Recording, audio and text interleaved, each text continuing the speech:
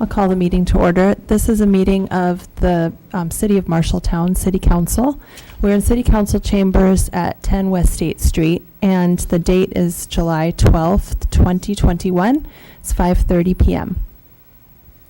We have GoToMeeting available if anyone would like to join that way, and we also have seats in the council chambers available for people who would like to stop by. We should be here a little while. Let's see. The mayor and city council welcome comment from the public during discussion of any of the agenda items. You are required to step to the microphone, state your name and address for the record, and to limit the time used to present your remarks 3 minutes or less, in order that others may be given the opportunity to speak. All speakers shall speak clearly and direct their comments to the mayor and city council, and not to any counselor specifically. It is at the discretion of the mayor and council to respond to specific questions and comments, or to have staff respond during the meeting. So I'll call the meeting to order officially, and ask that you please stand if able and join me in the Pledge of Allegiance. I pledge allegiance to the flag of the United States of America and to the republic for which it stands, one nation, under God, indivisible, with liberty and justice for all.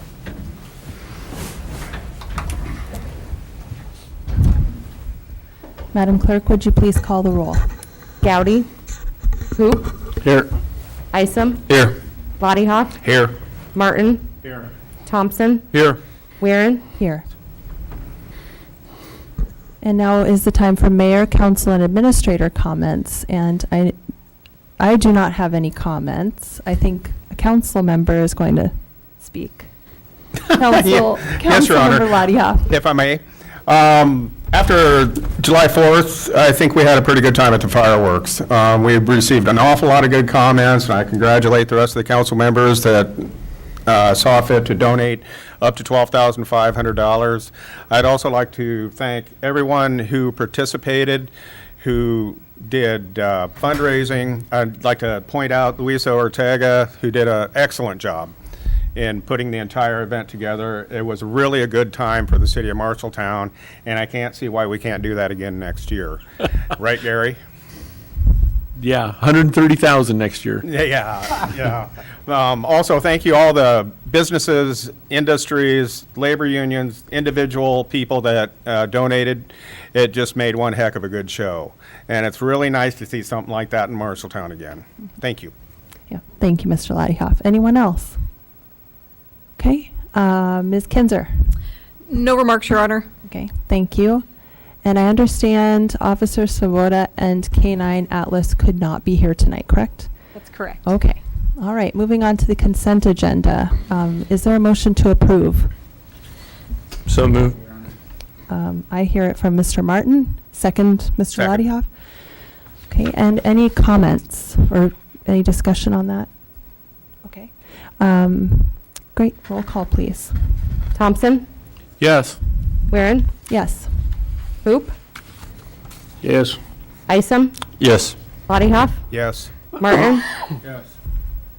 Great, that passed. And Madam Clerk, would you please read the items just passed? Approved minutes for the June 28th, 21 meeting and the bill list in the amount of $2,600,291.03. Approved liquor license renewals for El Portal at 1716 South Center Street. Get and Go number 34 at 3302 South Center Street. Get and Go number 35 at 902 West Lincoln Way. Casey's number 1564 at 1009 West Lincoln Way. Mi Ranchito Mexican Grill and Seafood LLC at 1010 West Lincoln Way.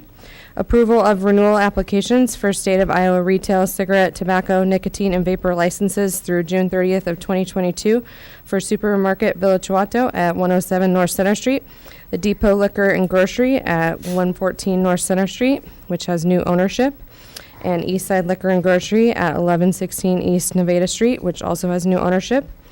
Approve tree trimmer license for TNT Tree Service LLC. May 2021 financial statements. Resolution amending Public Works compost fees as set in Resolution 2021-162 approving city fees. Resolution accepting and awarding the bid for providing salt for ice and snow control for the 21-22 fiscal year in the city of Marshalltown, Iowa, in the amount of $74.59 per ton. Resolution approving Alliant Energy street lighting for East Merle Hibbs Boulevard extension. Resolution setting a public hearing to review the Iowa Economic Development Authority Downtown Revitalization Grant application. Resolution setting public hearing regarding an interlocal grant agreement for the Burn Justice Assistance Grant Program for $16,240, split 50% with Marshall County to assist with law enforcement programming or equipment purchases, notifying the public of the grant award and proposed use of federal funds. Resolution in support of the Workforce Housing Tax Credits application to be submitted to the Iowa Economic Development Authority for a housing development project by Kading Properties. Resolution in support of the Workforce Housing Tax Credit application to be submitted to the Iowa Economic Development Authority for the Creekside Estate Housing Project by Prime Development Group LLC. Resolution in support of the Workforce Housing Tax Credit application to be submitted to the Iowa Economic Development Authority for Southridge Estates Phase 1 Housing Project by Capital Homes LLC. Resolution for the naming, dedication, and sponsorship of city facilities to dedicate the caboose at Megaten Park to former Mayor Stan Brown. Resolution approving contract change order number 1 for the final clarifier rehab project number WPC 200001, an increase of $81,295.34. Resolution accepting the purchase of 2 2023 International HV 507 dump trucks, one with a pre-wet system and one without, for the price of $174,594 and $170,994 from O'Holland International for the use in the street department. Thank you, Madam Clerk. On to motions. I would entertain a motion to approve Beer Garden at Riverview Park for Resurrection Fest, 8/27 to 8/28. So moved, Your Honor. Thank you. Second. Thank you. Mr. Isom? Any discussion? Yes, Your Honor. So this was a request for a special event that's going to be held at Riverview Park for a heavy metal festival for 2 days. And per city code, beer gardens can be permitted in the parks as approved by the Park and Rec Director and the City Council. And Jeff Hubbard has approved this request. Did the request, I should defer to anybody else, I guess, but I have a question. Does anybody else have a question? Okay. Did the application seem to be about as filled out as a typical Yes. application? Okay. Just checking. We've had many conversations back and forth. Okay. All right, great. Okay. Anything else? All right. Are there any public comments or questions? Anybody online?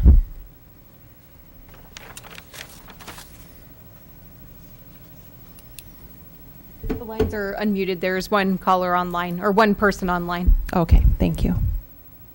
All right. Let's call the roll, please. Lottie Hoff, Yes. Martin, Yes. Thompson, Yes. Weirin, Yes. Hoop, No.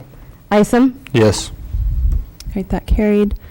And I'll entertain a motion to approve Beer Garden and Resolution 2021-183, allowing open containers on public ways for the Marshalltown Central Business District's Be Ridiculous Days on Main Street coming up August 7th, 2021. So moved, Your Honor. Second. Okay, it's been moved and seconded. Are there questions, comments? Yes, Mr. Hoop. A question, does this mean that you can walk from Main Street, from 3rd Avenue to 3rd Street carrying open beer cans? Is that fair to say? The street will be barricaded that entire length. However, the beer garden is just requested for First Street to Center Street. So it'll just be that one block that will be considered for consumption in the roadways. Okay. Any other questions? Comments? Okay. Any public questions or comments? The lines are unmuted. Thank you. Okay. All right, let's call the roll, please. Lottie Hoff, Yes. Martin, Yes.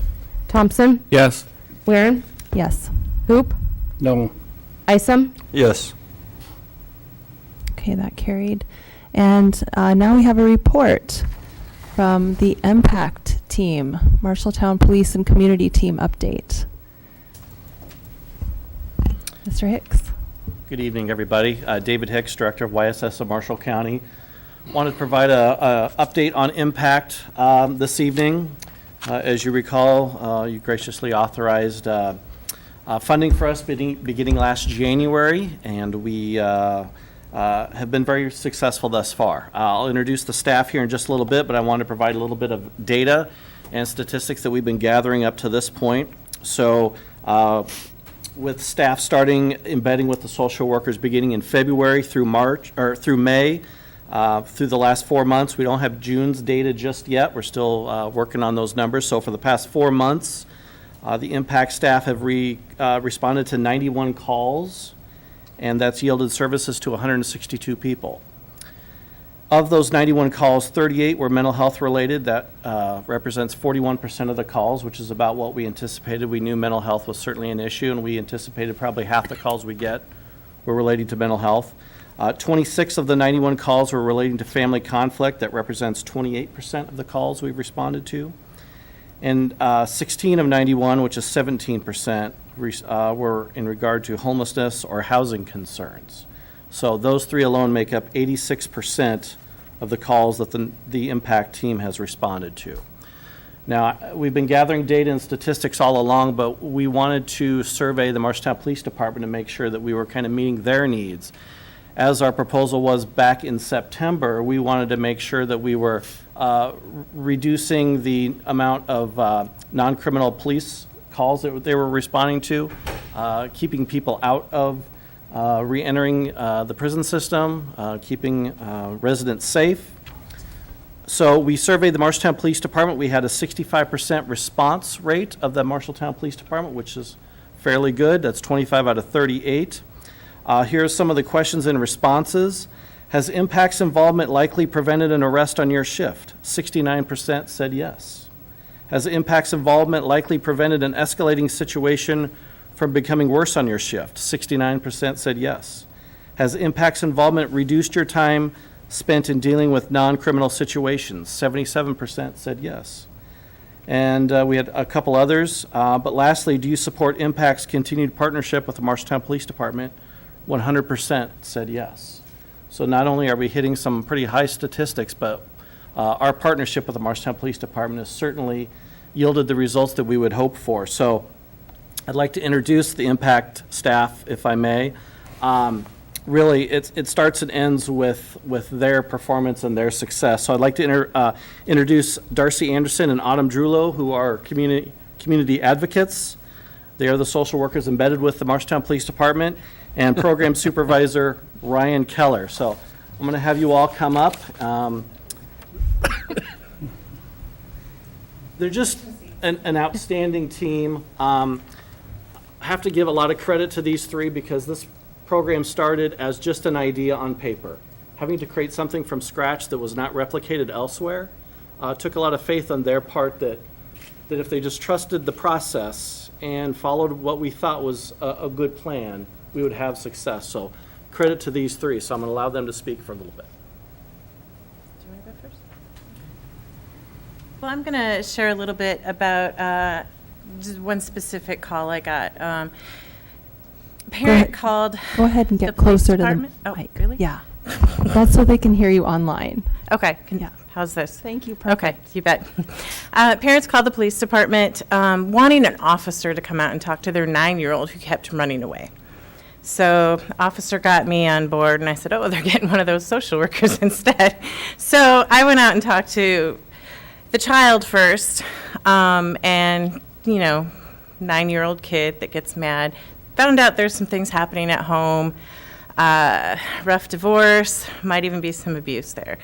But she deals with a lot of anger for a 9-year-old. So we made a safety plan, and I used her ability to run for good instead of evil so much. So we said, okay, next time you get really upset and mad, tell mom. That way she can take you to the track, and you can run it off.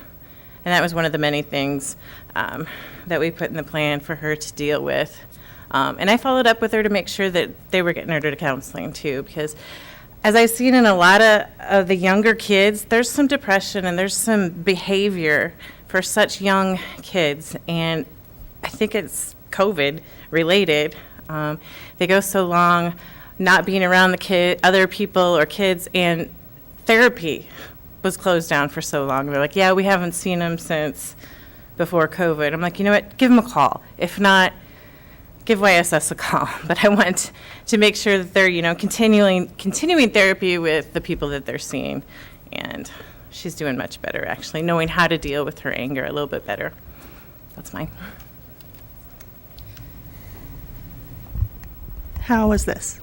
Pretty good. Awesome. Thank You're you a so much. quiet talker. I can get a little louder if you want me to, but I wanted to say, of course, my name is Autumn Drulo. I am, of course, an Impact Community Advocate hired at the start with Darcy. As somebody who was born and raised in Marshalltown, who really only went away for school, I moved back as this program was being announced, and it felt pretty serendipitous. Just kind of all of the right things happening at the right time. I know in my adolescence, when I was growing up, this is a program that I know that I could have benefited from, and I know many people who could have benefited from it as well. So to be kind of on the front lines with that is really special for me. The primary goals of Impact, of course, are to build connections, meet people where they are in times of crisis, and divert people away from the criminal justice system in instances of non-criminal activity. The last 6 months have proven that our program not only works, but is wanted by the community. Many of the calls that the Communication Center fields are from people who need help, family members with a loved one in crisis, and people who may not have a connection with a nearby person in crisis, but can recognize that they need assistance. The police officers in Marshalltown are able to connect well with these individuals, but the fact of the matter is that not many of these calls have criminal activity rooted in them. When asked to name my proudest accomplishments with Impact, I have a hard time giving a short answer. I regularly help people experiencing a mental health crisis get connected to appropriate resources within 24 hours. I help people struggling with substance use seek appropriate community and county-wide services that guide them on the path to abstinence from substance use. I help people experiencing homelessness find a place to stay, and I help families going through conflict connect with resources that help both the parents and the children. Ultimately, I find that my proudest accomplishments come from follow-ups like what Darcy was talking about. We get to see the stability returning to their lives, and we get to see renewed hope in their future and excitement for creating a new path for themselves, which is remarkable. All of this has come from the faith of those of you who are sitting before me, so thank you for giving this program a chance, and we hope to continue making you proud in the future. Thank you.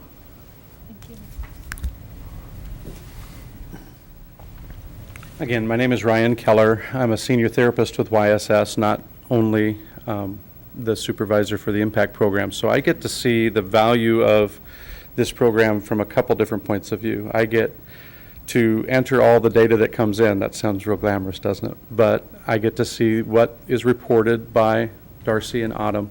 But I also get the opportunity to do the care for a lot of individuals that have come in. They've chosen to come to YSS. They're looking for therapy options.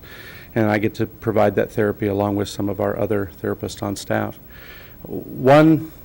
Two situations that kind of ring a bell with me. Darcy talked about the effects of COVID and things along those lines on some of our youth in terms of anxiety and depression. One of our very first Impact call was an individual that fit into that youth category that was having some real issues with anxiety.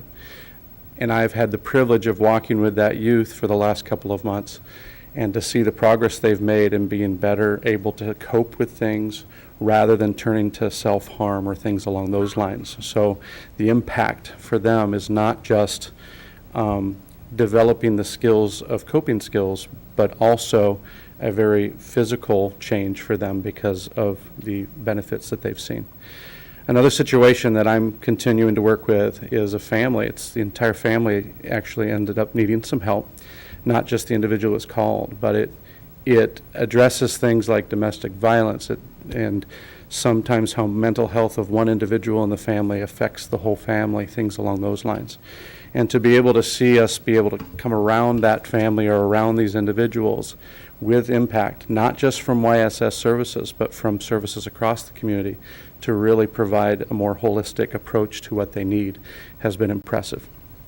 That's why I think we're being successful. I also think that's why the clients that I serve are being successful that come from the impact program, because they feel that sense of a group being there to help them, not to do it for them, but to be able to provide them the opportunities to move forward for themselves. So we very much appreciate what you guys have done. We appreciate this partnership, and look forward to how we can serve others in the future. Wonderful, thank you. Are there any council questions?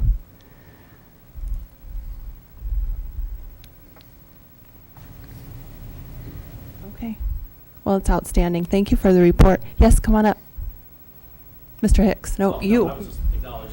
Oh, well, I really wanted to ask, but everybody decided to sit down after they spoke, so. But no, what I really wanted to ask was, what has been one of the bigger surprises along the way, either working with the police that closely, or just, I guess, how this program has evolved over the last 4 months? Okay, I would say a big surprise for me, and this might be just because I've watched too many cop shows. I just assumed that they would not enjoy working with me, but I have seen quite the opposite. They are a group of really, really awesome officers and have been very supportive of both of us, and they really watch out for our safety. So, I mean, for example, I was in a house with about 5 cats, which which stepped on the emergency button on my radio, and all of a sudden 4 police officers were at their door to make sure I was okay. So that was probably be my most surprising thing. I really didn't think that they would love having social workers on board, but quite the opposite. Wonderful. Thank you. Bethany, I'd just like to mention from my perspective as a former teacher and school counselor, there are gaps, and there were gaps in the students that I worked with all the time, and I knew that, and I was unable to fill those gaps.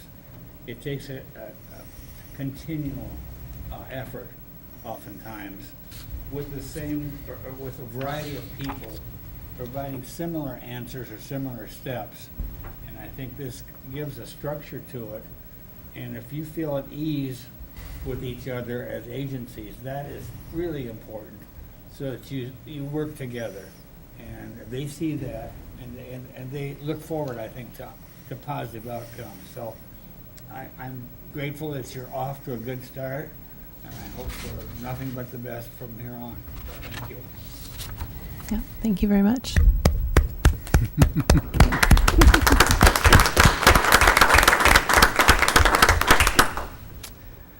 All right, that leads us to resolutions. I'd entertain a motion to approve Resolution 2021-184, approving a development agreement with Ryan Hugerich for the construction of an extension of South 7th Avenue. So moved, Your Honor. Thank you. Mr. Isom? Second? I'll Yeah. I'll second, Your Honor. All right, thank you, Mr. Thompson. All right, discussion? Yes, this is an item that the development agreement hasn't been before you in sort of a final draft form, but we're able to come to an agreement with the developer based on a discussion that we had at the end of May, which has the city contributing a little over $800,000 towards the construction of South 7th Avenue, and then the developer being responsible for the development of the plans and specifications, installation of the water line, and dedication of the right-of-way for the street to the city. And so his requests were that we support his application for workforce housing tax credits, which is why you see the next item listed below this rather than above it. And so that is something that we can do with the resolution of support and some specific letters that he has requested as well. All right, council questions, discussion? No? No. Okay. All right, public comment, questions? The lines are unmuted. Thank you.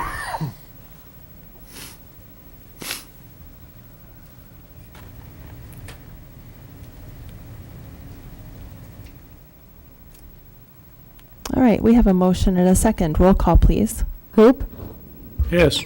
Isom, Yes. Lolleyhoff, Yes. Martin, Yes. Thompson, Yes. Waring. Yes. I'd entertain a motion for, in support of Resolution 2021-185, in support of the Workforce Housing Tax Credits application to be submitted to the Iowa Economic Development Authority for a housing development project by HCI 50158 Investment LLC. So moved, Your Honor. Thank you. Second. Thank you. Okay, discussion?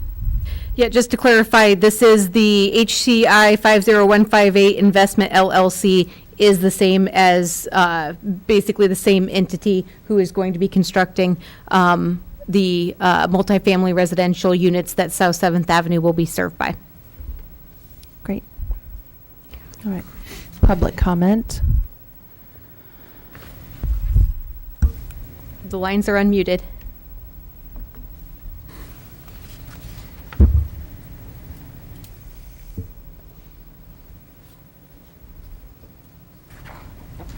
Okay, roll call, please. Martin, Yes. Thompson, Yes. Waring, Yes. Hoop, Yes. Isom, Yes. Lolleyhoff. Yes. Great. Now is time for a public hearing.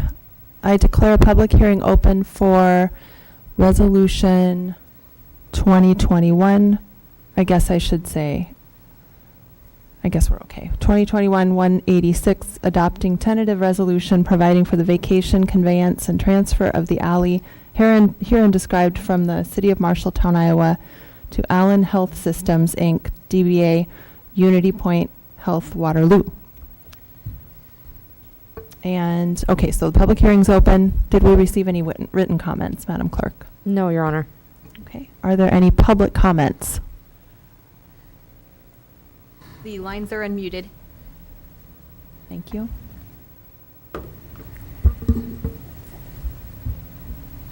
Seeing and hearing no one, it's time for staff review. Yes, let me just pull up the memo here real quick to remind you of the area that we're talking about. That is an unvacated alley that exists between 5th Avenue and the main campus of Unity Point Health. There's both a north and a south section, and ultimately they're going to be looking to dispose of property. We did do a previous vacation prior to Unity Health's purchase of the hospital, and so this is one where we have it agreed to for a purchase price of $1. Thank you. Are there any council comments? No? I declare the public hearing closed at 5:59. That's what my watch says. Okay. And I'll entertain a motion to approve. So moved. I'll approve. Great. All right. Would you second, Mr. Martin? All right, Mr. Hoop. Thank you for moving to approve. And we're ready for a vote. Roll call. Thompson, Yes. Waring, Yes. Hoop, Yes. Isom, Yes. Lolleyhoff, Yes. Martin. Yes. All right. Next is a public hearing and resolution 2021-187, adopting tentative resolution providing for an easement agreement from the City of Marshalltown, Iowa to Archwire Rentals LLP for an ADA accessible ramp. I declare the public hearing open. And have we received any written comments? No, Your Honor. Okay. And are there any public comments? The lines are unmuted. Thank you.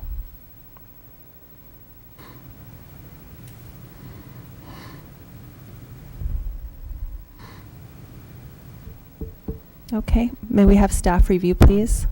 Yes, the owner of 229 North 13th Street had approached us about installing an ADA accessible ramp in the right-of-way, and that would basically be using the right-of-way and requiring an easement, which necessitated a public hearing. The easement agreement is attached to the agenda there, and ultimately, this would be something that would follow the property, and that we do see as being in the best interest of the city, as ADA accessibility is something that we have put an emphasis on here in recent years. And so we recommend approval. Thank you. Are there any council comments?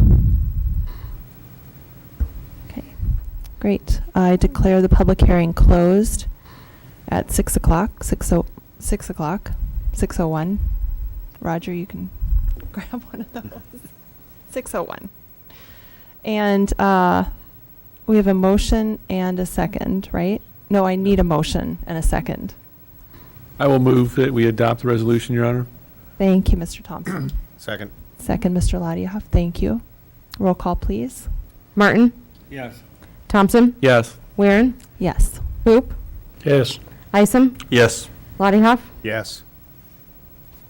Okay, thank you. We are on to discussion items. The first item is a request to purchase parcel 831811301034 on Terry Terrace. Yes, I'll introduce this one. Larry Weber, who owns the adjacent parcel at 404 Terry Terrace, had stopped by my office to inquire about what would be the process for going about purchasing the attached, what you see there, basically. And so his parcel just has this little area cut out. I checked with our utilities, being City of Marshalltown, Alliant Energy, and Marshalltown Waterworks, as well as with the engineering department, to see if there was any future use plans for this little section of Terry Terrace, and everybody's answer was there are no concerns with selling this property. And so Mr. Weber has requested to purchase the property for the price of $1. And so basically, we're here tonight to figure out if that is something that you would like to do. If yes, then next steps would be setting putting a resolution to set a public hearing on the next council meeting, and then holding that public hearing before vacating. Great, thank you. Any comments or questions?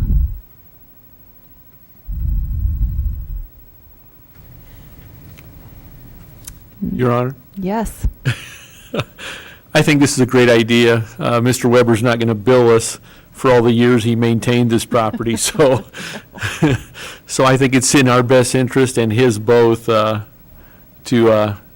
vacate the property for $1 to him.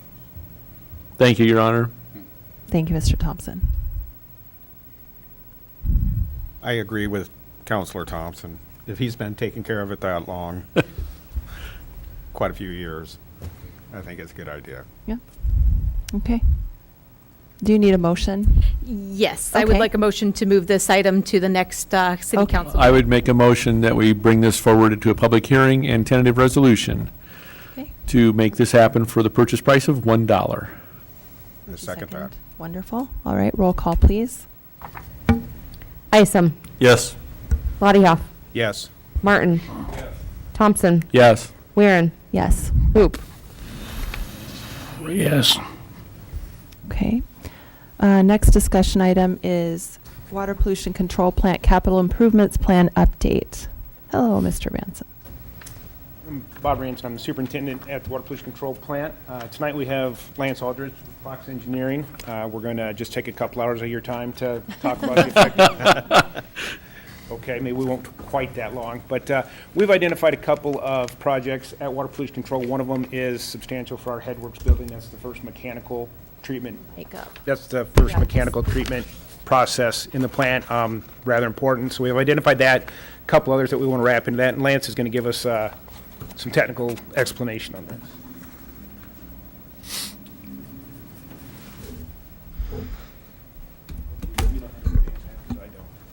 Nope, I don't know how we're moving ahead on the slides. Are you doing that, Jessica? Arrows, no, you can do that. Okay. So I am Lance Aldrich with Fox Engineering. Thank you for having me tonight. as Bob mentioned, we've been working on a study related to the headworks and their digesters. What you see on the first screen there is a picture of the grit removal equipment in 1986 that was state of the art, and it's worked okay, but it's pretty worn out at this point. So we'll see if this works. It does. Oop. Okay. So the basic summary, we're looking at new equipment in the headworks building. Maybe I do it with the mouse, yeah. The headworks building is right, yes, this building right here is the headworks. It's at the southeast corner of the wastewater treatment plant. The ventilation in that building needs to be updated.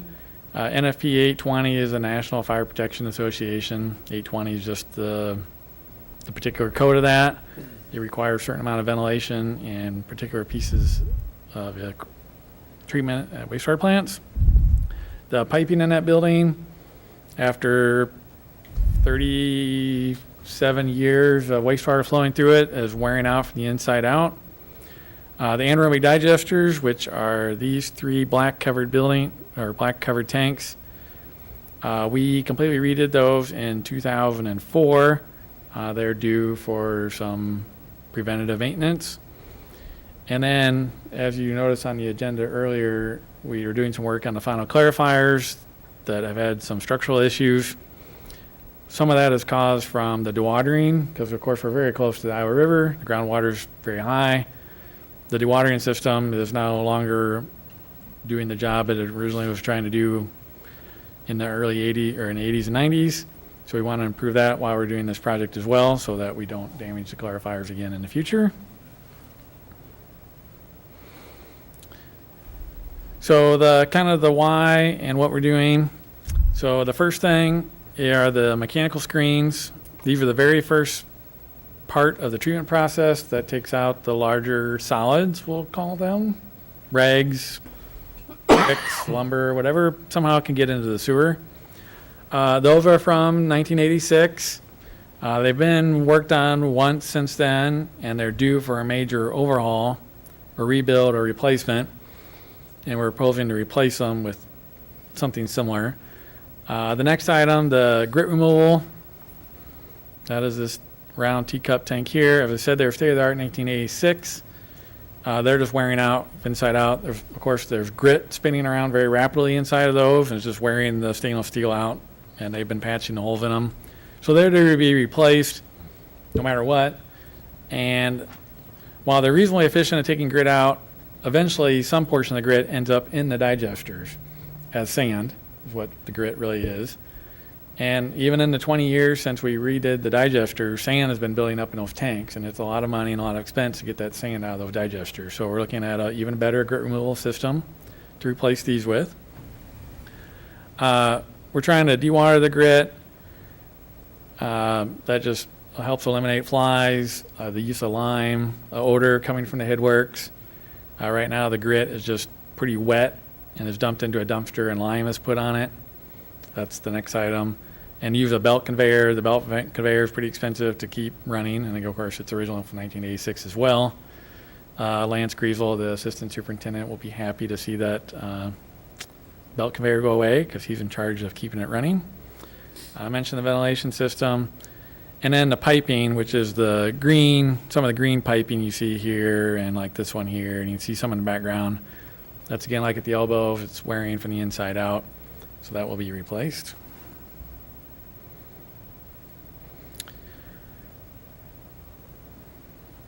I talked about the screens being replaced. Instead of just replacing them in kind, because we want to add a wash press on it, so right now the screenings just come off wet with a lot of organic material on them and hit this conveyor and go to a dumpster where the lime is added. We're proposing to actually put what's called a screens wash press on, which with water jets and an auger goes back and forth and squeezes it and dewaters it. Takes a lot of the odors, the nuisance from the flies and other insects that like the nice organic material. It's always great talking about headworks to wastewater plant. So we're talking about putting an equipment platform inside the building so that, as you can see, this part of the building here is actually open. It's wood slats, so it's just vented to the open to the outside atmosphere. We're going to take the wood slats out and put a permanent, brick or precast building over it with an overhead door in here, and so the dumpsters will be at grade and can be removed, the screenings and grit. That's about it for that. Okay, the next part of the project is the digesters. As we mentioned, around 2004, these were completely rebuilt. The black cover you see in the main part of the picture, this part was new in 2004. The roof material itself is an EPDM membrane. It's due for replacement. It just gets abused in the environment it's in. And underneath that, it's a carbon steel cover that's been painted. And to keep that in service for the next 20 years, the proposal is they either will remove it entirely or jack them all the way up so they're exposed above the top of the tank and sandblast and repaint them inside and out. So they'll go another 20 years. The original ones were lasted from the 70s until 2004, so hopefully with one more repaint, we'll get another 20 years out of this, and then by that point, they might be due to be replaced again. Membrane, and then, why we've got them out of service, the staff have noticed they'd like some additional access into the tanks through the roof or through the sides. We're going to add that. And then there's some valve and piping that, again, since they're going to be out of service, we should get some of that stuff replaced because it deteriorates. It's a highly corrosive gas and atmosphere to be in. It's methane. And then this is the last part, the dewatering. So you can see right here is one of the dewatering wells. These are the two of the final clarifiers. So in the construction project we have going on now, the contractor has put in temporary dewatering wells. So we're just going to have them leave those in place. But of course, they're going to take their equipment with them when they're done and all their temporary piping. So the plan is to put new permanent buried pipe in. The pipe they have now is just laid across the top of the ground. And put permanent pumps in some of the temporary dewatering wells now. And then, right now they've got to kind of manually check the levels. There's some monitoring wells around. So we're proposing to go ahead and put in electronic monitoring so it can be tracked continuously, give them alarms if the water level were ever to come up, if the dewatering pumps were to fail. Just put that into their SCADA system. And then there's two of them by the admin building, which we haven't really looked at, but we thought, well, we'll have the contractor there pull them, inspect the pumps, make sure they're in good shape, and put them back down in the well if they're good. So this is the summary of the project costs. Kind of broke it down by the different projects. It's all said and done. It's about 8.3 million, 8.4 million. That's total project costs. Construction. There's a fair amount of contingency built into this. Engineering, some basic admin, financing costs, that sort of thing. General schedule we're looking at. So the report itself is,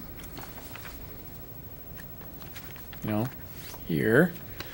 The intent is, following this meeting and working with Justin, is to see about submitting the facility plan to the DNR, looking at potentially financing it with the SRF program from the state. And so the IUP application, we could do that yet here in July. It's just due by September 1st, I think, for this quarterly application. The idea, there's a CIPP project? Yeah, CIPP sanitary sewer project going on that we're designing right now. And the idea is to combine both of those in the IUP application to have a project, it'll be around $11 million total. If you're familiar with a sponsored project feature of what they call the Clean Water SRF loan program. So about 10% of the cost of your SRF loan, they will rebate back the interest rate, but it's available for stormwater projects. So if we get over a $10 million project submitted, there'll be about $1 million available for free, I'll put that in quotes, to spend on a stormwater project. So that something like a permeable pavement is one thing often done. I don't know what Justin and others have thought of what they might use the money for yet. That's down the road yet. So that's kind of the current plan for, generally speaking, for funding to get that started. Looking at starting design of this, this summer, fall yet. And in particular, to hold the bidding after March of 2022, because that ties in with the schedule of the sponsored project. You can't go to bid until after March of 2022 to be eligible for that funding. And looking at start construction after your next fiscal year in 2022 of July, with completion sometime in late 2023. So, it did not take 2 hours. I'll take any questions or anything you want to talk about. Thank you, Mr. Aldrich. Are there questions? Council questions? I might point Sure, out that Mr. when we did Hanson. our sewer rate study, Justin brought that before you folks several weeks ago, this was accounted for in that, so, that was part of the planning, so this isn't something new, this is something we've been preparing for. So the numbers that were put in front of you reflected the need for this project, right, Justin? And if anybody, this is a lot to take in, so if anybody wants to take a field trip and have a tour, give me a call and I can show this stuff to you. Yes, Your Honor. Mr. Thompson? Hey, Bob, when you say, that's what's going to be my question, is the money. Are you comfortable that what you guys put in the sewer rates is going to cover all of this? Or do we need to fund some of this? I think that was the plan, was that we were comfortable with how the sewer rates were set. Yes. So the thing that we, that Justin and I had talked about internally, because one of the things from the sewer rate study is that we do have cash on hand to be able to fund some things. And so what we were looking at was the design contracts would not be part of any borrowing, but would be funded internally. Generally, design at 10% of your total cost. 10 to 12. 10 to 12. So, you're talking about a significant amount just to get the project to its, to where it's ready to bid. So we talked about using cash on hand for that and not wrapping it into a borrowing package Okay. at that point. And since this would be tied into, you said, could possibly be tied into a stormwater? Yeah, yes, Project? the SRF would, if you're, it's an application process, has to be approved, but 10% of the value of the SRF loan, so up to $1 million, becomes available for a stormwater type project. Okay. Stormwater quality, usually. And then for our costs up front, does this qualify for, can we set aside enough money, rather than take it out of our city coffers right now, can we set aside American Rescue Plan money for this? We could, but I wouldn't recommend it only because you're then taking it away basically from any project on State Street. And so that's where we're so limited with 3.7 million. We have more than that available in cash in the wastewater funds right now. So we have this one covered. Yeah, and to build on the state revolving fund, we borrowed from the state revolving fund. I don't think we're completed with that project, but the First Street parking lot is Stormwater. the project that's using the the sponsored project. So we borrowed $2.9 million, and we got $290,000, which has been applied to that project. And so the $2.9 million was put towards the original Cureton Place manhole project, I believe. And so it's been a good experience from the finance department side, I think. Diana has no complaints so far. And so we think that this is a large enough borrowing that it makes sense to stick with the state revolving fund rather than trying to do a revenue bond through a different source because of the sponsored project funding. And then, Your Honor, if I may, one more question. For Lance, can you find somewhere in the budget to fix the keypad system as part of this project down there at the? Working on it. Okay, all right. Thank you, Your Honor. We did have some storm damage on one of the digesters. The membrane was torn off. We haven't repaired that yet and hope that we can not take the roof apart twice. So we've left it out of service. We have the ability to effectively treat with our backup digester, but we did not make those repairs because we didn't want to tear a new roof off 2 years later for painting. So. Thank you. Other questions? No? Okay. Yeah, that's probably, do you need a motion? I I don't think we need a motion. There's a number of steps that'll happen, so I'm sure the next thing will be a contract with Fox Engineering, or an engineering services agreement with Fox coming forward. But just to have you understand the depth and the breadth of the work that needs to be done at the wastewater treatment plant and how we would be financing that and paying for it. Great, thank you. Thank Thank you. All right, on to discussion item number 3, pavement condition update.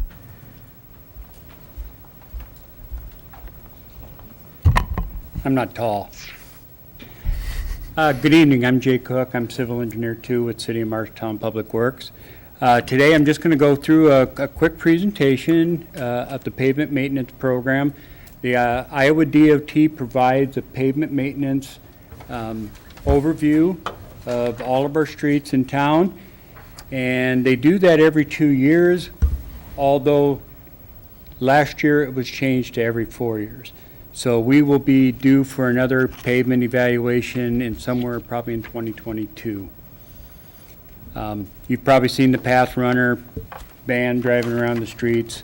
That's what it is. Basically what we have is the whole city of Marshalltown, minus a few hiccups.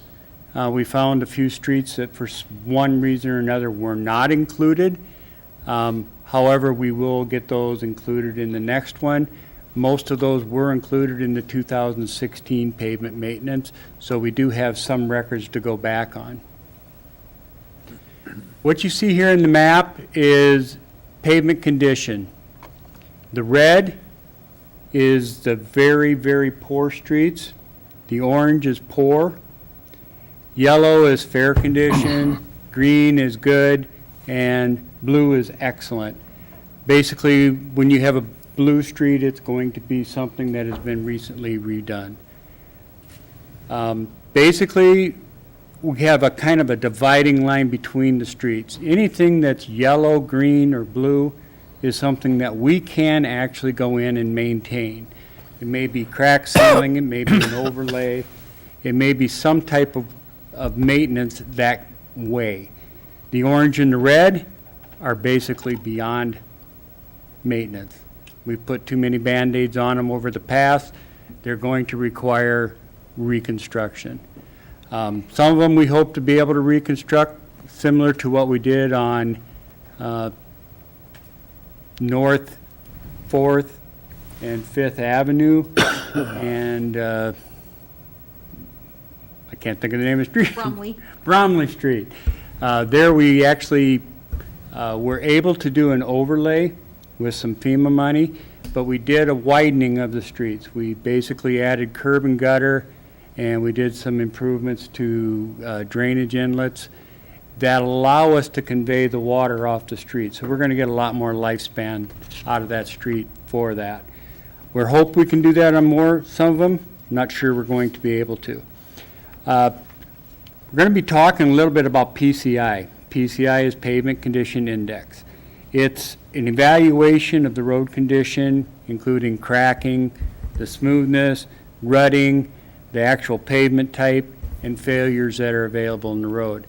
And so when we say a PCI of very poor to poor, we're looking in a range of 0 to 20 is very poor, 20 to 40 is poor,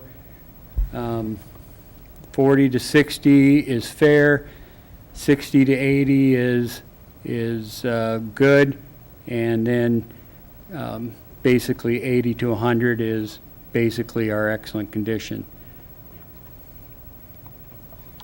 Now if I can get this to move. What we have is a PCI, it's all based on 1 to 100, or 0 to 100. As you can see, we have 18% of our streets are very poor condition, 24% are in poor condition, and then we have 24 that are in that fair range, 27% in the good range, but only 8% are in the excellent range. And what I like to say is we have 42% of our streets that are basically going to need to be rebuilt. They're past maintaining. We can't do a crack seal on them, they're too checked up.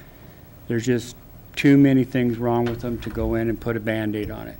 So we're going to have to go in with that 42% of the roads, and we're going to have to do some sort of reconstruction.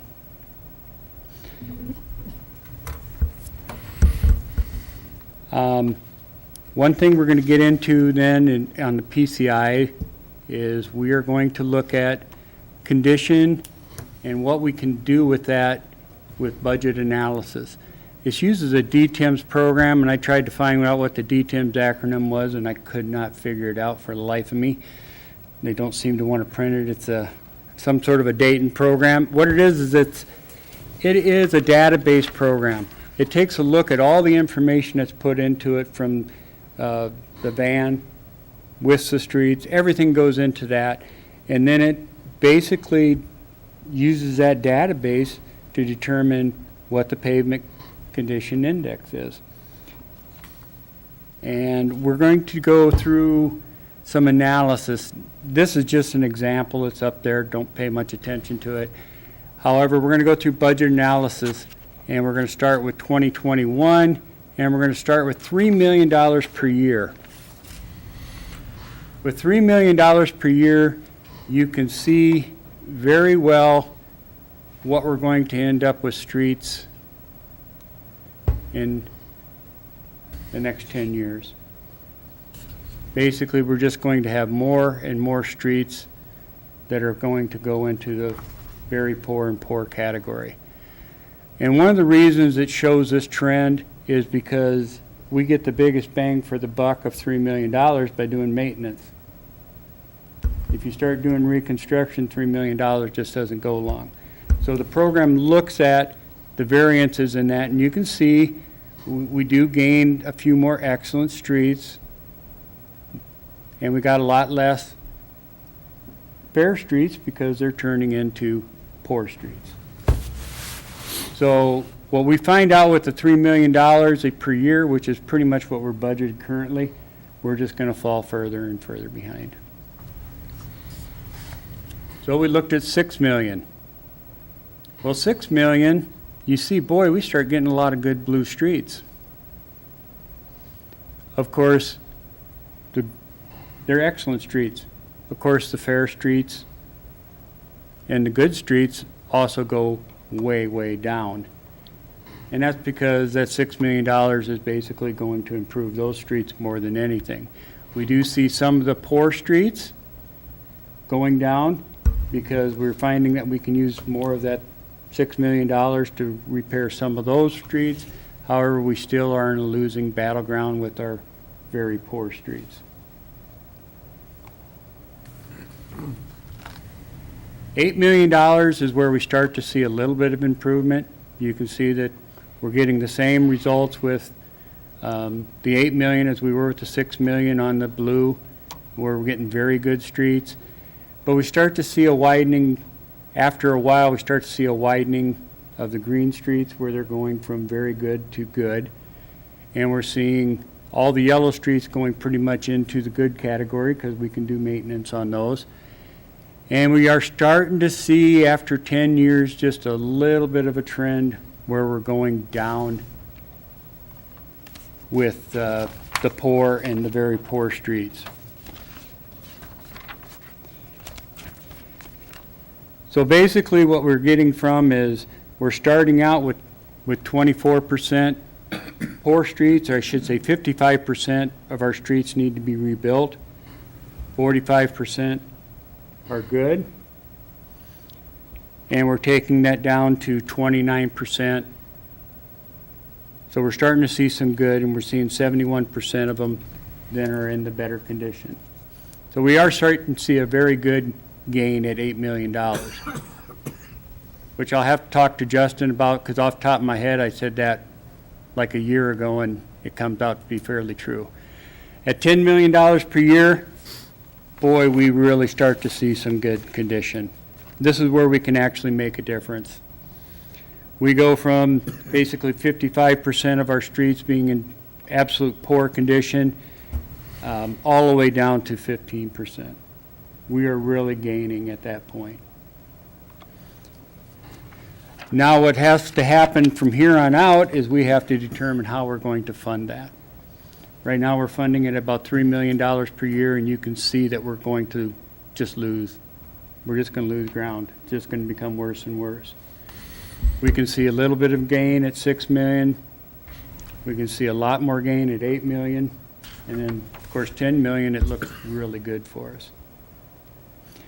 So council's going to have to make some hard decisions here of what we can do in the future to get our streets up to par. And I'll gladly answer any questions that I can. Thank you. Are there any questions? So I guess we're making the assumption, obviously, based off of 2021 at 55% versus the 2018 timeframe, that obviously the impact of the derecho and the tornado into the street conditions is obviously created an additional degradation from a street perspective, which I Yes. guess is not shocking.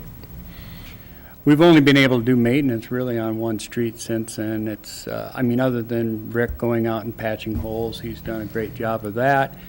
But with the 3rd Street and 6th Street, is about the only street we've really been able to do any kind of maintenance on, and that was slated back in 2016, so.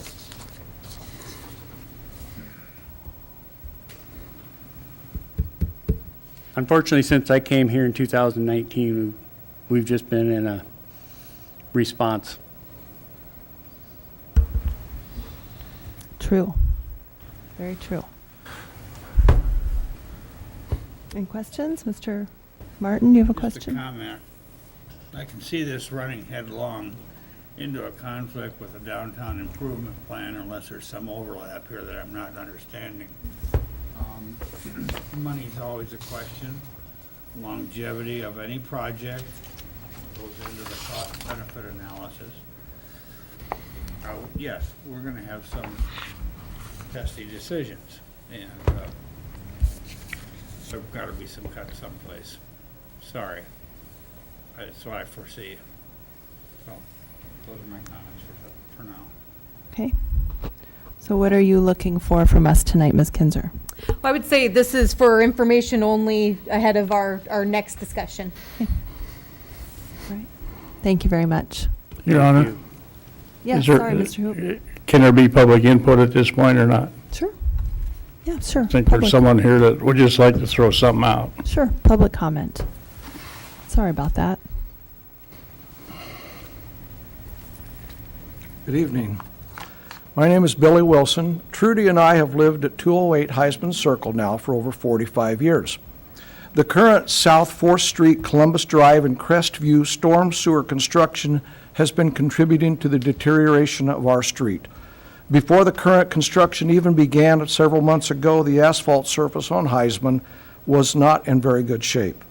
Now, with the heavy construction equipment utilizing Heisman Circle on a daily basis, the street is cracked even more with oil and tar down in several areas. The southwest end of Heisman Circle has been entirely removed. It is my understanding that Heisman Circle isn't on the resurfacing plans when the storm sewer project has been completed. If this is the case, I'm respectfully requesting that Heisman Circle be added to the mill overlay that's currently in place. Thank you, Mr. Wilson. The lines are unmuted as well. Thank you.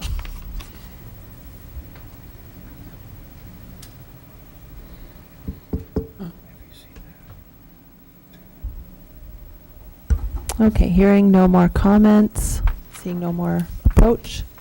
Thank you very much, Mr. Well, Cook. thank you for having me. Okay, next is the general obligation bond borrowing discussion. Yes. So I'm going to pull up my memo before getting into a whole bunch of other documents that are in here. And then I mentioned in my memo 3 different tax scenarios, which I did not include in the packet. And so those were handed out to you. And then I have them open in Adobe as well if we want to bring those up. And so after our conversation at the last meeting and looking at that debt capacity workbook, it seems like there's two questions, and the answer to question one is going to determine what question two looks like. And so, question one is, does the city council wish to amend the 1997 debt policy to exceed the 60% threshold that was set by that policy?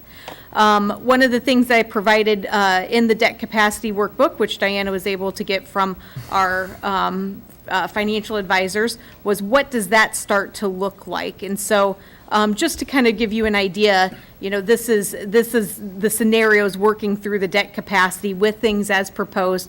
But this year we have basically a starting debt capacity amount of 6.8 million.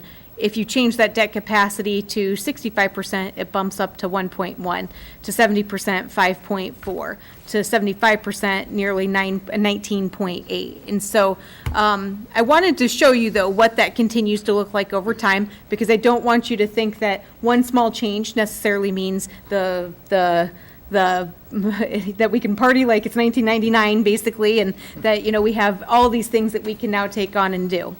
It does certainly create some solutions for the short term, but it doesn't necessarily help things in the long term.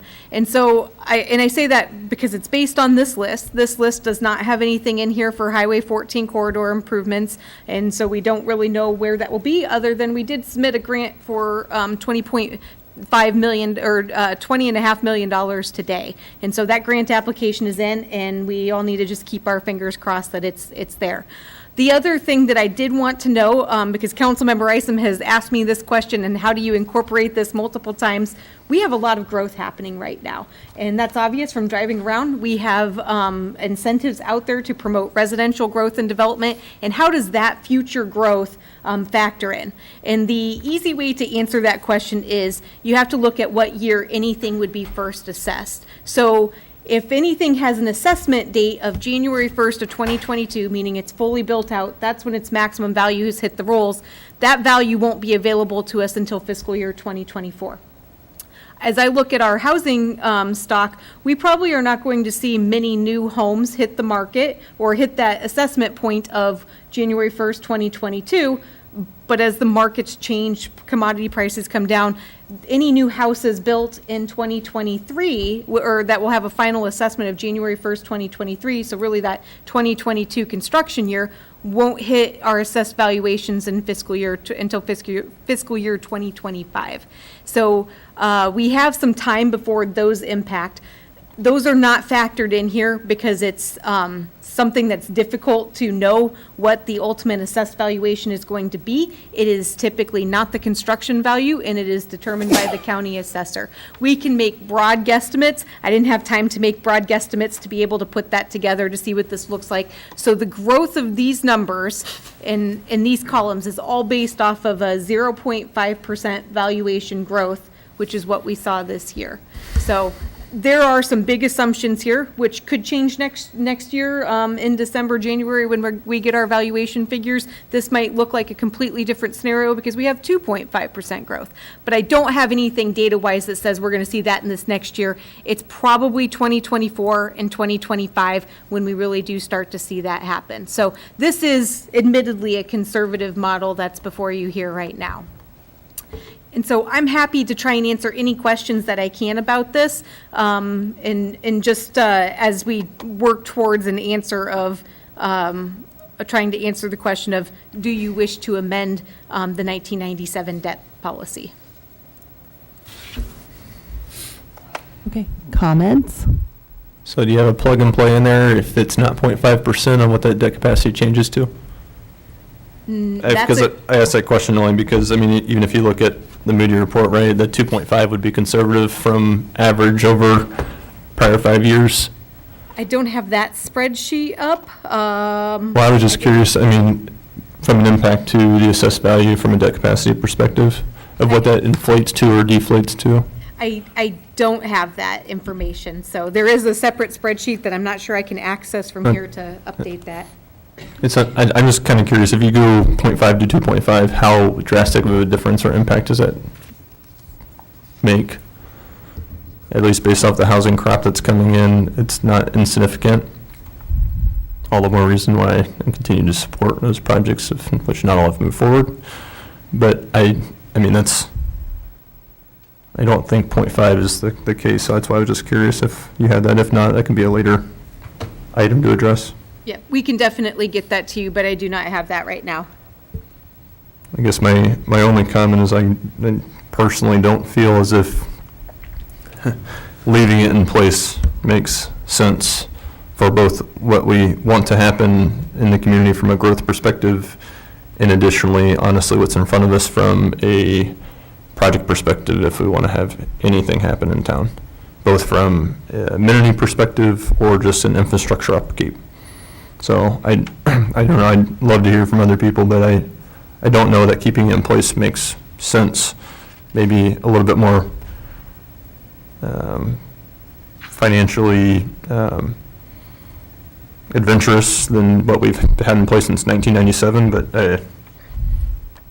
I don't know, at least as I look at the painting here in front of us, I have a hard time thinking it doesn't look rather ugly pretty quickly if we stay the course. What do you think, Mr. Hoop? My answer would be, I would just soon leave it alone and maybe take a year off from spending. Why do it, and bring that debt down to where you can handle it that next fiscal year. It would just be nice to go 1 year without breaking the bank, is one way to say it. Would you think it'd be better to cut back on some of the projects like you see in front of you in favor of streets? To me, the only one on there is street improvements, and it's not in yellow. So, And I should clarify, everything that was in yellow were things that changed from the capital improvement plan. And so that has not changed from the capital improvement plan. I'm just saying it would be nice to not borrow one year. And to raise that limit, you're just going to spend more. Pretty sure. Pretty sure, yes. Mr. Laddie? My main concern is if we increase our debt capacity to any one of those, that it would affect our bond rating. And if it affects our bond rating, then we've gotten nowhere, because then we're going to be paying more for bonding what we do borrow. And, you know, the initial reason why it was set at 60% was to raise our bond rating. At the time, our bond rating, I think, was an A, something like that. It wasn't good. It was okay, but it wasn't great. And the main reason to do that is to show fiscal responsibility so we could raise our bond rating. And Cindy Kendall pushed very hard for that, and she was right. And so that's why our bond rating, why we're getting 2% interest rates, whereas if we move up the debt capacity, like we discussed, we don't know how that would affect our bond rating. One thing to go back to the agenda packet that I did want to include, because this is a credit opinion that our financial advisor has access to, but it's issued by Moody's every time we do a bond rating. And in that, they always talk about factors that could lead to an upgrade and factors that could lead to a downgrade. And so the things that they have highlighted, decline in available reserves, growth in long-term leverage, and contraction of the tax base, are the three things that they have really highlighted as things that could lead to a downgrade. And so I interpret growth and long-term leverage as how are we able to leverage our overall debt on the total valuation, and that is certainly a concern. But there's things here that are beyond that, the reserves is certainly something to keep our eye on as we talk about starting to spend down some of that money that's in the wastewater fund, as well as in local option sales tax, as well as in a few other funds. But we do have that cash flow reserve in the general fund, which is that money that we can't touch unless we have a public hearing to dedicate it to something. The thing that strikes me more is things that could lead to an upgrade. Substantial increase to the city's valuation with improved resident income levels. And that's the thing that I think is really important to think about is, we have an opportunity here. We're doing everything we can to increase the valuation of the community. And we've got a lot of things moving forward with that. It's that resident income level area that we hear is an impediment to our community many times. And Mike, Councilmember Lottie Hoff and I were just talking about this, how JBS is now paying to start $19 or $20 an hour. It's really the business community that has to drive that resident income level, and it's pay ranges like that, starting wages that start to help that. It's not going to be an end-all be-all, but these are really the things that I think are the important things to look at how we continue to look at our rating, and that these are things that, as Diana does the budget, as Diana looks at things, she's always keeping in mind, because this list has probably not changed in the nearly 5 years that I've been here for probably 4 bond rating. It's the same thing over and over, and so and we've maintained a bond rating during that time. So we're not getting new guidance. There was concern after the tornado, was that going to result in a contraction of our tax base? It didn't. And so we've made it through a few disasters where it doesn't seem like there will be that contraction, and there's been some growth to follow it. But this list is not something that you all get to see all the time. You just get the report that says, here's what your credit rating is, but these are important factors that please know are out there, and we'll do better to share them with you in the future. But like I said, this list really has not changed at all since I've been here.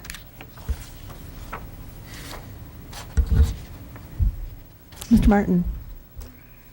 I'd like to take a deep breath. Al, I agree with you in many forms on this. We've gone through a lot as a city, good and bad, all in the last 3-4 years.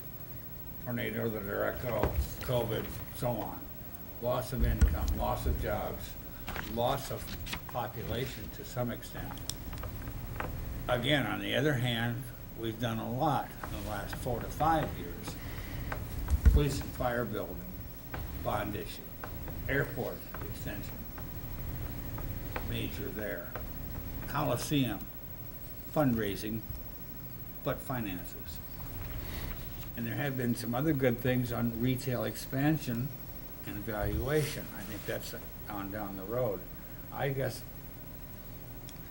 I know I'm coming to the end of my term, but I'm still cautious, certainly, of our expenditures, of our debt ratios and so on. And I too want to keep our bond rating. That's been one of the strong points of our finances. And I think together we have maintained that integrity. I don't like debt. I know debt enables one to move forward, but you've got to pay the fiddler too. So I just urge extreme caution at this point. Thank you. Mr. Thompson? Thank you, Your Honor. I guess I've sided more with Councilman Isom on this. Historically, because the debt capacity was capped at 60% from 97, this is why we have 55% of our streets that are in dire need of repair. This is why we have some issues in the city. As much as I hate borrowing money, I think we should take it to 75%, because if we wait another year, we will actually lose more years in the future of what we have got to recover. And I think the way I look at it, there's a 4-prong approach to this is, one, we have $1 million sitting in local option sales tax that we can apply to property tax relief on top of what we've been giving. So we can, again, there goes our reserves, but still. That's $1 million we can push, at the same time we're borrowing more, we can push $1 million back to the taxpayers. Two, I think part of this is this future growth and that we need. We've got to be realistic about the money coming in at the same time we're building all these new houses. We have got to stop, in my opinion, we've got to stop the tax abatement program. We need that revenue immediately. We can't wait 4 years down the road for any new construction. And then I think looking at this table that adds up to 10 million for fiscal year '22, we can eliminate some of these things on there. You know, I mean, we can actually buy some time. So I guess I agree with what Councilman Hoop said. There's some things that can come off here or be reduced, and at the same time, more money can be applied to the streets. I think we've got to do the streets or we're going to be in serious trouble years to come. And I think those four things: raise to 75%, release the whole $1 million to the taxpayers, reduce fiscal 2022 spending, and eliminate the tax abatements. I think this council needs to make some serious decisions for the future. We can't keep putting things off, and that's where I feel, Your Honor. I mean, this is, I hate to use this term, but it is a do or die time right now. We've got to do something to build on this momentum, because you talk about, just these housing projects we talked about tonight. Kading's building, 75 properties on Washington Street? I think 79. Okay, so then there's 103 potentially over on 7th Avenue, another 25. So that's going to put, you talk about those bond rating declines. I really don't think we're going to see bond rating decline just by raising the platform to 75%, because one of the things is the value of our workforce. So if you bring in all those workers making a minimum, $40,000 a year, that changes our total gross workforce value of about $6 million in wages, because those people are going to move to town that are already commuting to town. So, there's so many positives that are out there that are going to help in getting back to what Councilman Isom said. That 0.5% is not a realistic number. There's lots of changes out there, and we're on the cusp of some great things, but we need a little more incentive to get us there. I'm not saying we have to borrow at 75% this first year, but I'm just saying this council can make a decision before 3 of them leave the council that this is the right thing to do at this time. So thank you, Your Honor. Thank you, Mr. Thompson. And what about you, Councilperson Waring? Yeah, I think Ms. Kinzer raised a really good point about the factors that could lead to a downgrade, and I hadn't really studied that list for a while, but I don't think it's changed probably in my time on the council, which is a lot longer than your time here. There are just a lot of encouraging signs out there, and that report on the streets was, well, it was an excellent report, and it was an awful report. It was like the stuff of nightmares, pretty much, because it really is clear that we need to make some investments. And I know that this was one of Mr. Hoop's, this was his thing, was getting our streets in good condition. And since we had all those projects early on, we started to shift the money to storm sewers, I think, was the next deal. And then the tornado and the derecho. And yeah, the streets everywhere are in really bad shape. So I hear it from people. I know it when I drive around. So I think we would do well to look at an increase in the ceiling we created, and then just put as much money as we can toward the street improvements. It's not that interesting, but it is extremely important. Extremely important. Those are my thoughts. Your Honor? Yeah. Saying that, this low to moderate income housing initiative, it's easier to do infill development on these vacant lots on the north side of town if the street's better. The that makes the house look more attractive. I'll just say that, you know. So there's, like I said, it's not stuff you're going to see return on investment that day, but you are going to see it long-term. So, thank you. Thank you. Okay, other comments? Yes. I guess I just want to hit on one topic. When we talk about not spending money or anything else, if I look at the CAP, it's in here. 2 million of the 38 million allocated spent. Maybe isn't directly related, but that's only 5.2%. So 95% of essentially of that is infrastructure projects. So whether it's streets or other infrastructure, at the end of the day, it's infrastructure projects and improvements. So when we talk about cutting anything, we're talking about cutting infrastructure improvements that are, in my mind, a necessity to make sure Marshalltown at the end of the day at least maintains where we're at today. So removing anything at the end of the day is saying we're okay with degrading what Marshalltown is today, to put it very plainly. So if we want to take anything off the list, there's maybe 5% you can take off that list, but the other 95% we're essentially saying we're okay with things turning into some other picture similar to what we saw in the streets perspective, whether it be parks or whether it be the downtown. I would talk about the improvements. I mean, some of it is enhancements, but some of it's upgrading it from where it's been for 30 plus years. So I have a hard time with thinking that this isn't the right move, and thinking that if we don't do that, regardless of how we spend it, I don't see a lot of these projects as not a necessity to continue to maintain and drive something that is appealing outside of a new house for somebody to move here. Thank you, Mr. Isom. Other comments or thoughts? Okay. So what's our job right now? So before you can even talk about the list, you really have to decide what number do you have applied to that. Is it 60%, 65, 70, or 75%? In order to then figure out what does the list look like. Well, I think Mr. Thompson would move to increase it to 75%. Do you think you have 2 other people willing to vote with you on that? Oh, 3, you would need 3 other people. Well, I want to ask a clarifying question first, if I may.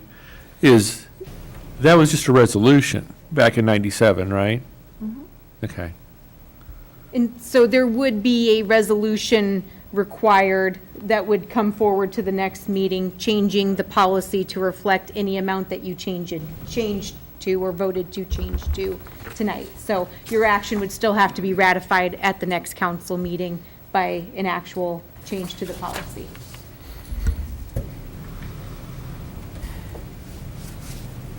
So if I don't have the votes tonight to even get it to come back as a resolution,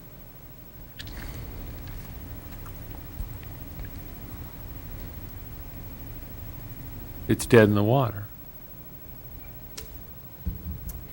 Yeah, so I think we can table this for another meeting, that we would still have time. Keep in mind, the deadline that we're trying to work for is that any funds that we would be desiring to borrow would be borrowed on December 1st, which means there is a schedule that we have to work backwards from in terms of holding public hearings, getting an official statement out, selling the bonds, approving the sale of the bonds, and all of that would have to happen before December 1st. Okay, So there is a time frame that we are working with. But I can make a motion, and if it's defeated tonight, to make a motion to put it as a resolution, to at least vote on it next meeting.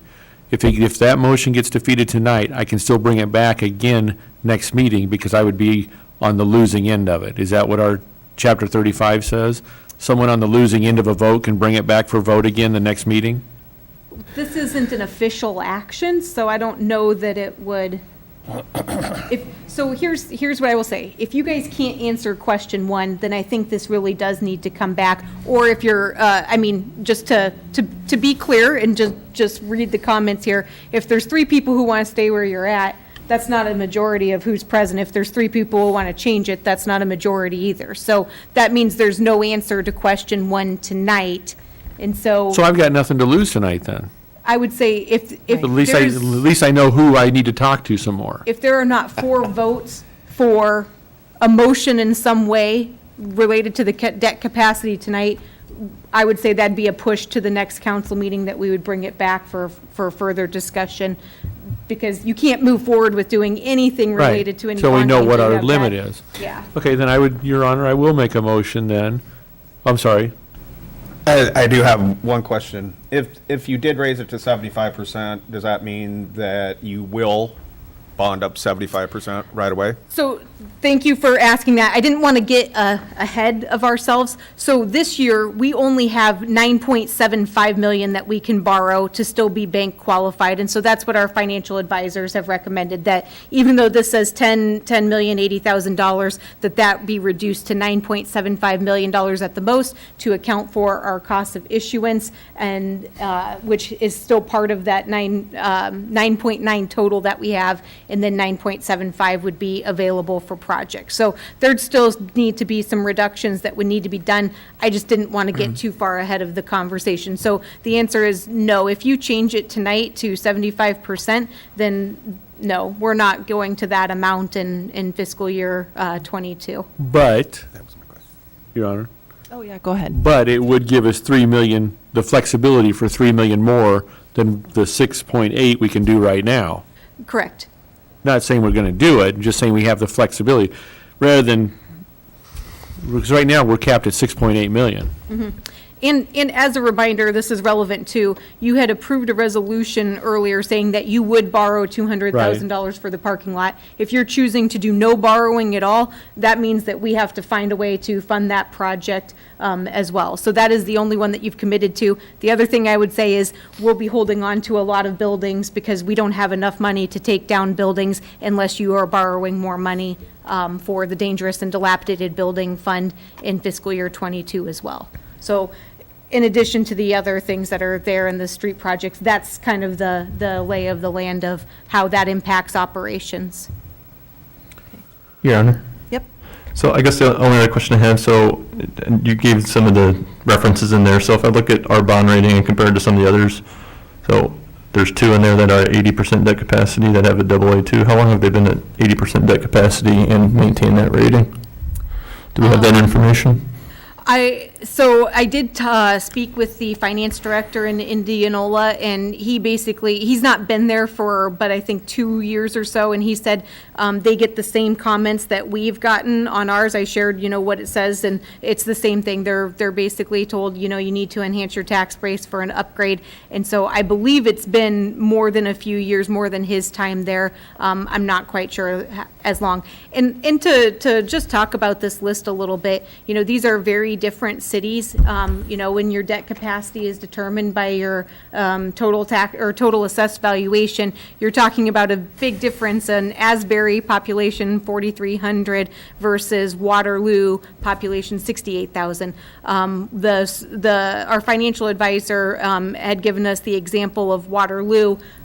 You're talking about at a population of 68,000, they have a tax base that is going to be 3 times ours, 2.5 times our tax base. And so that, don't read too much into some of these just because tax bases do kind of control where things fall. But that I think then as you look at what is sort of maybe a equalizing factor is a little bit of the bond rating and what that does. Your Honor? Yes. Here's a question no one's asking. What are we talking between our current bond rating and dropping down one level? We talking $100,000 a year in interest? The guidance that we got from Maggie at Spear Financial was that interest rates are still really, really low right now. And so even if, she didn't speculate on what would happen with the bond rating change, but just still said that, we saw, 0.79% last year? Right. Things are higher than that, but not significantly higher than that. So we're afraid to go to 75%, but previous councils were borrowing money at 5 times or 3 times probably the rate we're getting today, and that rate's not going to change by lowering our bond issue, what we're getting today. And people were probably slapping each other on the back, getting 3%, and we're going to possibly lower our bond rating and go to 1.5%. And we're against that. Great statement. Well, it's not, have some compassion. No, I For know. those who put the policy in place, they really had the best interests Oh, in mind, and I think we really did need that reset back then. I agree. But I think it's okay to 20 make years. a change. 20 years. Yep. I think what Gary's trying to say, different landscape today than what it was in 1997. Well, yeah, everything is different now. So since I have nothing to lose, I want to know who I have to talk to. So I'll make So that. you made a motion, Make that so- motion to go to 75%. Second. Okay, it's been moved and seconded. Roll call. Lottie Hoff, Sure, how about first? Yes. Martin, No. Thompson, Yes. Weirin, Yes. Hoop, No. Isom, Yep.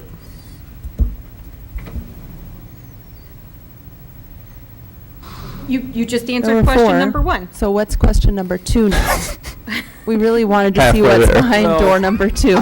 I believe question number 2 has to be put on hold, Your Honor, because I think eliminated. Councilman Isom asked for some feedback on plugging in that 2.5 for at least 2025. We can go back and get like a 5-year historical average and figure out where that number sits and what that looks like and do some projections with the historical And is it average. possible to humor me and take tax abatement away and show me what those future, what are we getting? 200, we're getting 200 housing units that we know of right now? So to be clear, you have approved some development agreements, including one tonight that provides for tax abatement. Yes. And the same was true with Kading properties as well. Oh, we already So- locked those in for them. Yep, so that was part of the development agreement. The one thing to make clear with any of the new single-family housing and that $10,000 new housing incentive, the application states that they cannot apply for tax abatement and receive the $10,000. And so, But however, they're going to do the math and see, did anybody ever come up with where the break is on that for a home buyer? Is it 175,000?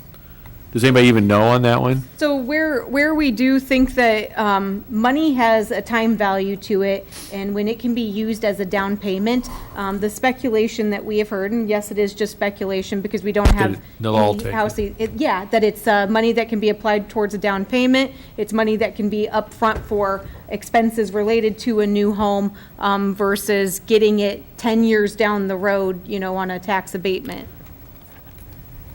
Gary, I think if that right, if you're taking a mortgage out on a house, $10,000 in my pocket, otherwise all the mortgage and interest and taxes goes into escrow, and at the end of the day, you're paying it. So most people, I know.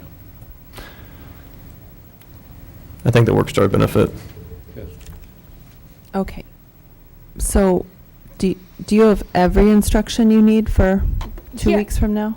So we can come back in 2 weeks and then talk about option or question 2 and what that looks like. And then I think that's probably doing a gut check to make sure that, 75% it's probably going to scare some of you, but what does that look like with a better amount? But really, question 2 is whenever you would like to answer it, but to be clear, it's only $9.75 million in projects that can be identified to move forward with. So that's the parameters that you have. We can have this back up in Excel and start making changes live at the next meeting if you would prefer that come back to the next meeting. Your Honor? Good? Yes? So, but some of these, we can push, which one did you have? You have 2 million of the American Yes. Rescue Plan. Yes. Okay, but some of these others they do qualify for American Rescue. Park Park improvements, isn't that mental health? No. That sounds like mental health to me. No. So I will, if we can have a little bit of a conversation about these. I already mentioned the softball complex parking lot, projects Yeah, under that's a done construction, deal, you yeah. committed to that. In my memo, I did recommend that if you want to move towards a master plan for Riverview Park, that we would not borrow that $30,000, that we would use local option sales tax to fund that and get started on that right of way, so that we had potential projects to add in for the CIP when we start our budget process in December and January of next year. The Sixth Street Trail connection is one that is not the Naughton property. This is just going north on the American Legion Golf Course and the bridge, and then a small connection into the skate park to make the connection to the Lynn Creek Trail. And so that's what that project is. You know, again, it's out there. It's something I think that requires some further discussion because there was some discussion about that at the last meeting. South Center Street Viaduct, this is the number that was presented by the consultants with the planning and design fee added in it. Justin and I had talked about this after the last meeting, and I hope that from what you saw in the pictures, this is, we need to move forward with it. It's a high priority. The street improvements, we've just had in the CIP as $3 million a year. You heard a different presentation tonight. I don't know if that changes your mind. Downtown implementation plan, this is phase 1, which is State Street from 3rd Street to 3rd Avenue, $6.5 million, but does have $2 million of American Rescue Plan funds to buy that down, of basically $4.5 million of American Rescue Plan eligible costs as part of that project. And then the dangerous and dilapidated building, that was the other one I was recommending reducing a little bit. Things are slowing down in terms of what we are trying to acquire, just that's kind of how things flow, but we do have a lot that needs to be taken down now, and we're not yet sure of what FEMA's participation will be in any of those big ones. Your Honor, Yes. are we discussing the American Rescue Plan dollars in 2 weeks also? We are discussing the Okay. American Rescue Plan dollars in 2 weeks, yes. Thank you, Your Honor. Great. Yep. Any other? I guess, would you like to have that discussion before any project discussion? In order I of think agenda? they almost need to be simultaneous. Don't they dovetail? Yeah. We'll have to have them in an order on an agenda, Just so. put that in front of the projects, please. I think that makes sense. Yeah. Your Honor, Yes. with everything being such high priority, I suggest we make a list of what can be cut or delayed that we can handle. We don't know yet what we're getting exactly in and when. We don't know our bond rating yet or in the future. I suggest we postpone some of these things that are on that items or that column C, push them back like we talked about that didn't pass. I think we need to take a long, hard look and consider some things that we said, yes, go ahead for, full speed ahead, and put a stop sign out and reconsider. That's what I'm saying. Okay, thank you, Mr. Martin. Sounds like we're going to be talking about that next meeting. Would you recommend ranked choice voting, or? Come with your ideas. Well, if you would like, what I can do is I can do a Survey Monkey survey and send it out to all of you before that next meeting. If you would like to prioritize projects, if that's something that you feel would be helpful in presenting sort of what does the average look like of everybody's choice. Your Honor. Sound good? Yep. I'm somewhat opposed to it because I don't think it adds as much conversation, and I struggle when there's not conversation around decisions being made, so I'm against that. If people want to have a say, then you can just speak up at the council meeting. In Your Honor, I agree with that. I struggle when Gabe's not here for conversation when he's traveling. Sorry. Okay. All right, so nix the survey. Just come with your ideas, right? We can do that? Yes? Okay. Okay, I think we're done with that. Can we move on? Yes. 101 West Main Street discussion, please.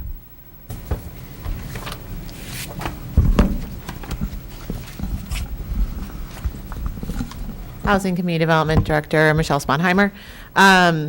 So we wanted to put this on the agenda for discussion tonight. The last time we talked about 101 West Main Street, we had received the structural analysis back, and you had asked for what was it going to cost to get further estimates on either repair or demolition or some combination.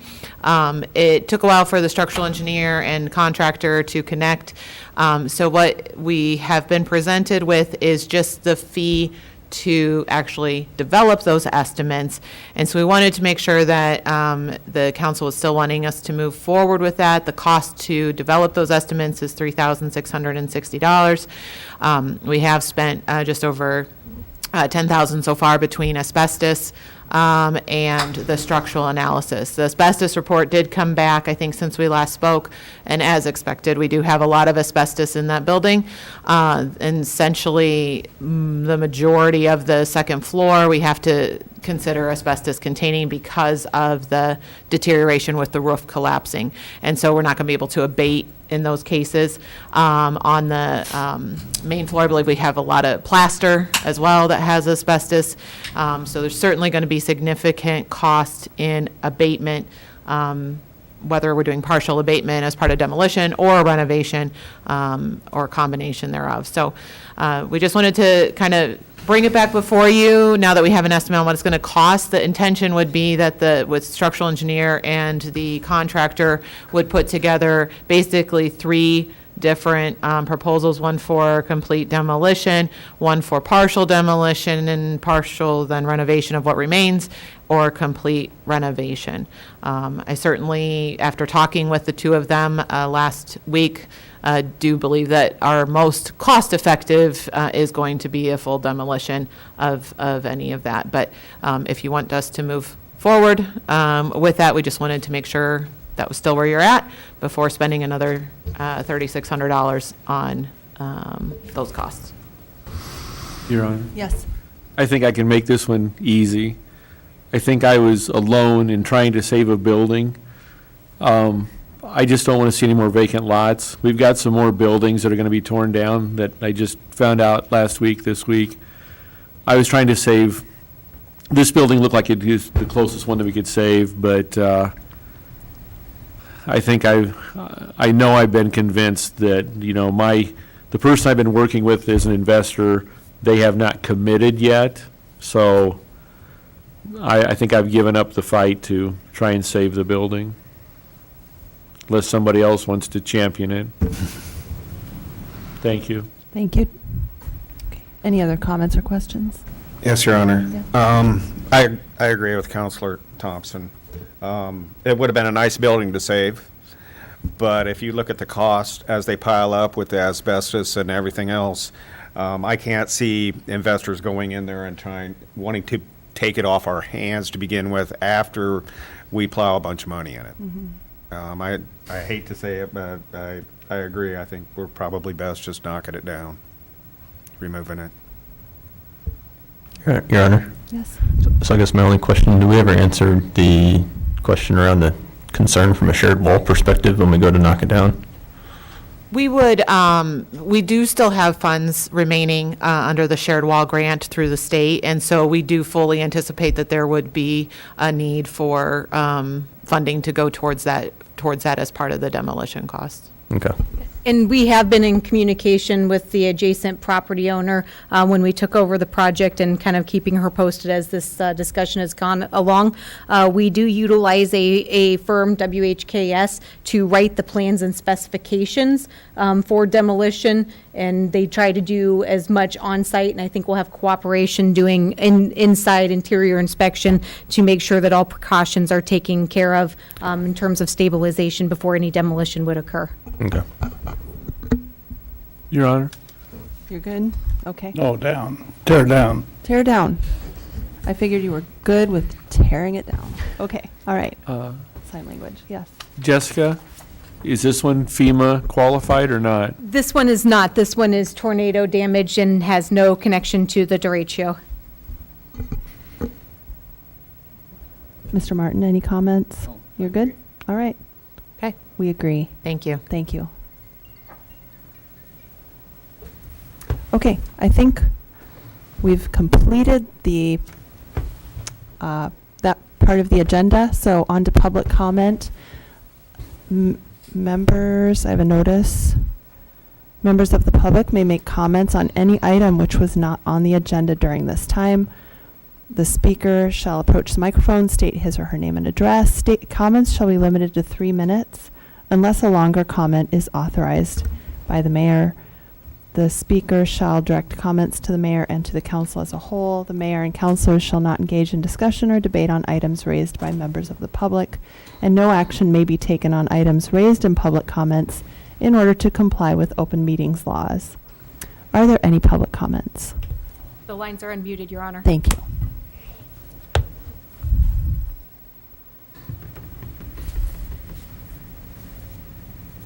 Nothing, Ken?